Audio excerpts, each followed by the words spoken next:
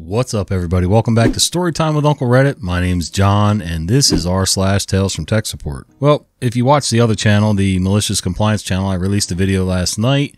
It came out this morning for a few of you, Sunday morning, Saturday night, Sunday morning. This one's coming out Monday morning. It's all kinds of pandemonium here. Anyway, back from Florida, fresh beard trim, did it myself. Not too bad. I got a few strays here that I got to deal with, but yeah. Some of the women down there at the park around the golf course were bugging me about trimming my beard, and it looked like crap. So, and then somebody on either this channel or the Malicious Compliance channel said something about, do you ever think about trimming it down and doing the cheeks? And I do. If I do a real trim job like this one, where the beard was like below camera level here, yeah, I'll clean up the cheeks and get all that straight for the most part. Never touch the mustache. My mustache is one of those weird wiry ones where it's either got to be real long like this to even be remotely manageable, or it's got to be super short. And I don't like the super short look with a beard, so there we are. More than you ever needed to know. But anyway, feels good to be back home in the studio because that laptop that I had on the last video, really, it just kind of stopped working well for me. It never worked well, but now it's even worse. It just stutters and hangs up and just gives me an all-around hard time. So we'll figure it out for the road later on. But for now, while I'm in the studio, I'm going to make hay while oh, there's no sun. You get it. Sometimes it pays to be the old fart. I've been doing IT in one form or another for 40 years. I'm reminded of a story when I was an IT contractor in Iraq. This would have been around 2006 or so. I started out as a help desk tech in 2003, but by 2006 and 7 had moved into a network job due to some fortuitous circumstances. One day one of the help desk guys came in and asked me to come over to their office as they had a problem they couldn't figure out. Got over there and they had a computer that they were rebuilding. The guy working on it said they had successfully loaded the OS, Windows, no less than 4 times, but every time they went to boot the system it wouldn't boot up. They figured if anyone could tell them what was wrong, I could. I asked a few questions and got satisfactory answers, which told me they were doing mostly the right stuff, but obviously missing something. Then while looking at the front of the machine, I was like, wait a second. Wait a minute. Me, is that a SCSI drive? Tech, yeah, why? Me, did you load the SCSI drivers while you loaded the OK? Is that right? OK? Operating system? OS? I don't know. Tech, well, crap.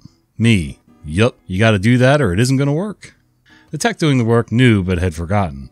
A couple of them had no idea there was such a thing or a procedure. That's not too bad, OP. At least they had some humility. They knew that they were beat, couldn't figure out why they were beat, called somebody for help, didn't blame anybody else, just wanted help figuring it out, and owned up to it, you know, knowing that he forgot.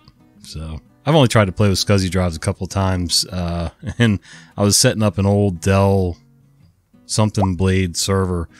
It was an old machine, but yeah, I didn't like the way that's set up, mostly because of my lack of education, but yeah. Now I could really use a server, but that Dell, Optiplex, that's what it was. Anyway, these days, yeah, I couldn't afford a good server, so. Monkey business, a tale from the IT trenches. As a contractor for a major company, I thought I had seen it all when it comes to technical troubleshooting. But that all changed when I found a live monkey hidden in a customer's desk cabinet. I had been sent to a remote office to fix a routine printer issue, and upon arrival I was greeted by a seemingly normal but a little strange lady who had the printer issue. But as I began my diagnostic checks, I heard a strange rustling and scratching coming from one of the cabinets in her desk. I checked to see if the lady was watching me and opened the cabinet to investigate, and was met with the shocking sight of a live monkey staring back at me. I was stunned. I quickly wrapped up what I was doing and reported it to the supervisor. After the supervisor and I went to confront her, the lady was defensive and insisted it was just a toy. But it wasn't helping her case that there was noise coming from her cabinet. After an investigation, it was confirmed that the lady had indeed been keeping an actual live, breathing monkey in her desk cabinet, and she was terminated from her job. As for the monkey, I have no idea what happened to it. Hopefully it went to a good home. It's just another reminder of how wild and unpredictable the world of IT can be. I've been trained to deal with all kinds of technical issues, but sometimes the issues I encounter are just plain weird and unexpected. But it's all in a day's work, and I'm just glad I could help resolve the situation, even if it was a bit of a monkey business. I don't understand what possesses people. There's all kinds of reasons that you may have a monkey as a pet. If it was injured and you're a foster, okay, great. But the workplace is not the place for that monkey to be. It sounds like she just wanted a cute little monkey, kind of like people who want purse dogs, purse poodles, whatever. And they put them in a little bag and carry them everywhere in their pocket of their coat. And it's like, yeah, no. That's humiliating even for a dog. Stop doing that. I mean, I have pets, but, I didn't pluck them out of the wild and stuff them in a drawer. Hopefully the monkey got the better end of that deal later on. Printer battery failure.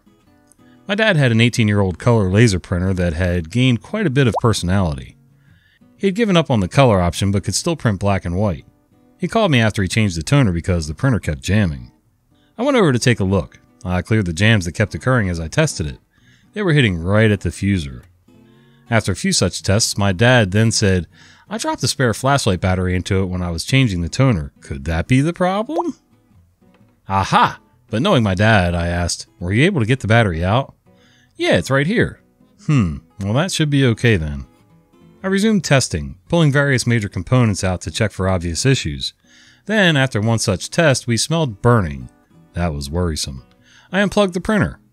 Since the fuser is the likeliest source of burning, I poked at it further and finally forced the rollers into a full rotation. I was being gentle before that. Out popped a small cylinder of soft foam with burn marks on it. Puzzled, I showed it to my dad and asked if he had knocked any rollers or other printer parts loose when he had replaced the toner. No, that's not from the printer. That's the thing I keep the spare flashlight battery in. The battery was in it when I dropped it. With the thing removed, the printer no longer jammed or smelled of burning, but it no longer printed clearly across the entire page. There were gaps. Dad bought a new printer. I have people around the house and at work that do that constantly. They'll get a paper jam and snatch the paper out. And I tell them all the time, look at the sheet of paper that you pulled out. Is every bit of that paper there?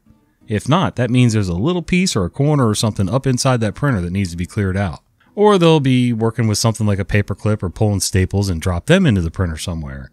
And then just get totally befuddled when the thing doesn't print anymore. Oh, people, what are you going to do? The CEO. Our story begins with an IT contractor. His company was responsible for the email system of a well-known UK business, which had just closed all its operations and moved them to Singapore shortly before declaring support for Brexit.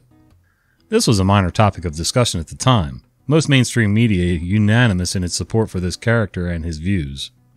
Anyway, this happened not long before the CEO and founder of the client company fired all his British staff in favor of Thailand and Singapore. The CEO of this company, a very well-known person, was aghast that his out-of-office message was only sent once to each recipient. This CEO prided himself on his tech industry smarts and his ability as a negotiator. He liked to say he was always thinking far, far ahead, and he understood how things worked better than anyone else did. He called the support line and cursed his way up the chain until he reached our man, the main systems owner for the entire platform. Our man explained, or tried to, that it was working as intended and the reasons why it was working like this. But our man was just a small person, and anyone with vision would know all messages need a response. Mr. CEO, winner of multiple innovation awards, reached our CTO. Our CTO sent Mr. CEO a waiver to sign, which stated he was solely liable for any consequences, that he reads and understands the potential effects, which were listed. Our man protested, saying this cannot be what he really wants. But the CTO said, and it's what he asked for, you'll learn in time that you can't say no to these people. They know best until they learn otherwise. What you can do is help them learn otherwise. Mr. CEO had, of course, won. This was his latest example of understanding better than everyone else. This was in late October. December 28th, Mr. CEO calls our CTO's emergency line, at home, screaming down the phone. Why is the email broken? Why won't it sync? Why does he have 50,000 messages? Why can't he find any mail he was expecting from important people? Mr. CEO is a member of a very exclusive club of business leaders and politicians, where the business leaders would agree which politician did what and for whom that year. The meetings where they would smoke 500-pound cigars and drink 200-pound shots of 30-year-old scotch. This group had a mailing list, a basic major domo-based service. What? Oh well. It had been like that for years and years because business leaders generally do not have any technical ability whatsoever. Emails were sent to the major domo bot, which would replicate them to all members, In this way, membership was centrally managed and nobody got everyone else's email addresses. The exchange went a bit like this. Mr. Corporate Bigwig to Major Domo. Merry Christmas all. Major Domo to all. Mr. Corporate Bigwig says, Merry Christmas all. Mr. CEO to Major Domo. Hey, thanks for your mail, but I'm out of the office right now. I'll respond when I get back. Major Domo to all. Mr. CEO says, hey, thanks for your mail, but I'm out of the office right now. I'll respond when I get back. Mr. CEO to Major Domo. Hey, thanks for your mail, but I'm out of the office right now. I'll respond when I get back. And on it goes. Major Domo to all. Mr. CEO says, hey, thanks for your mail, but I'm out of the office right now. I'll respond when I get back. This loop repeated and repeated until mailbox hit their capacity limit and or Mr. CEO was blacklisted. Mr. CEO was not the only one who had 50,000 emails pending. Many members of the UKIP party, half the Conservative Party, and an ex-Australian US media baron, Russian oligarchs, lots of business leaders and CEOs. Mr. CEO was the laughingstock of them all. And Mr. CEO would end us as a business and sue us out of existence. He went above our CTO to our CEO and founder who promised him a solution within the hour. That solution came in the form of a copy of the waiver Mr. CEO signed, which included, I understand I have been warned of the possibility of a mail loop, which may cause my own mailbox and the mailboxes of others to become unavailable, and I accept all responsibility for this eventuality. Also included was a bill for the damage he had done to our systems and reputation, as well as a quote for reversing Mr. CEO's damage to the best of our ability. The quote was punitively high, 7 figures, which included, as a line item no less, one-times agreement not to prosecute Mr. CEO for damages under the Computer Misuse Act. The quarter's results were unusually good. All details anonymized to protect the guilty. There's a reason we have CEOs. They have their place, and they're usually good at what they do. When they start stepping into realms that they have nothing to do with and start micromanaging, everything goes haywire. Basically, you need to manage your managers and let them run all the other crap. For you to step into certain lines of the business, I mean, that'd be like going down to a factory floor. You know how to run the company, do the numbers, and run the people, but you don't know how to make the widget. So you go down there and start telling them how to change and make the widgets better, you're just going to have things up. So leave it alone. The tale of the missing hard drive. First post, so be gentle. Plus I'm on mobile, so apologies for the editing. I'm not in IT. I work with large 3 meter by 2 meter printers, but as part of the job I usually have to deal with customers, IT network storage issues too. The usual IT connects to the printer, so it's your realm. Cue me, lovable printer tech, updating a customer who has a printer on a trampoline of a floor from their old Windows 7 32-bit spinning disks to Windows 10 64-bit on an SSD and upgraded RAM. The mechanical install goes as planned, dodging the exposed 240-volt plug and plugging in the SSD on a removable hot plug type sledge. Push a button and it pops out. All standard kit we order from the factory. Used it loads of times. All is good. I booted the new Windows, sorted out the BIOS boot order, typical second hard drive install. I go about my other non-computer upgrades on site for the next day and a half. Then lo and behold, the other day we get panic tickets from the customer. The computer's down and hasn't worked for days, blah blah blah. In the industry that usually means they've been down an hour. I'm currently in another country, so I pass it on to my colleague who goes through some strange fault finding and is insistent on the RAM being the issue. Same with my manager and another colleague. I had only upgraded them from 4GB DDR3 1600 to 16GB. I find it strange that this would cause an issue days after I've left, but I have to believe them as I'm not seeing it with my own eyes. The next day I'm on a video call with the operator and ask them to turn on the PC. No SSD seen, it only sees the old hard disk drive. Strange. Unplug the SSD and replug. It comes up first time. Right, issue found. The sled wasn't giving a good enough contact. Most likely it was shaking loose from their floor. I talked the operator through removing the PC front of the machine and plugging the SSD direct rather than through the sled. With a bit of double-sided tape we got the SSD secure and working flawlessly. 2 fingers up to my boss and a free print on the cards for me. Well, I've been in some shaky buildings before, but never one whose floor was wobbly enough to make computers go haywire and lose connections. But I did have one computer once where the hard drives were on sleds.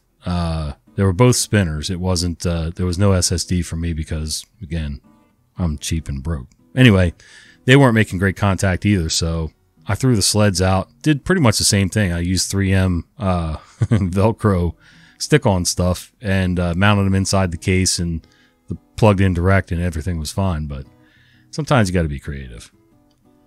Printing the wrong format.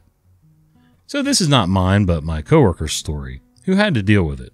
Sorry for my English, as it's not my first language. We're both working in-house IT and normally don't deal that much with printers, but sometimes we get called because there are config problems caused by users or usage problems. He gets called the other day because the printer's printing in a weird format. The guy who's calling normally handles a lot himself when it comes to minor problems, but this time it seems to be a not-so-common one. My coworker gets to the printer and checks the format setting first and sees it set to D5. He checks every setting that could work, and A4, the format it should be, is nowhere to be found. He checks everything on the printer and resets some settings, but nothing changes. At last, he opens the container where the blank paper is stored. He was not checking it before, as he had been given a page with the right format with the wrong print. He checks and sees there are 2 stacks of A4 paper, and the slider that determines the format is set to D5. And you guessed it, after removing one stack and setting up the slider correctly, the printer worked again correctly. Oh, so basically D5, is it like 11 by 11? Like 2 stacks side by side and they've slid the slider out all the way? I don't know. I don't know what D5 is, and I'm not going to look it up right now, but anyway, yeah, that would be an issue. I remember working with a copy machine when I worked for the Board of Education, where somebody was loading the paper trays in the front of the copier, big old Canon digital copier, and they were sliding the slider out of the way so they could get the paper all in there, which you really don't need to do, but anyway. And they never pulled the slider back, and there was issues with making copies and printing stuff from that too. So, yep, just like I tell my kids all the time, if you move it, put it back. If you open it, close it. If you unlock it, lock it. Jeez, not that hard. All right, guys, while you're waiting for me to put out the next one, go ahead and watch this video right here. I think you're going to enjoy it. See ya.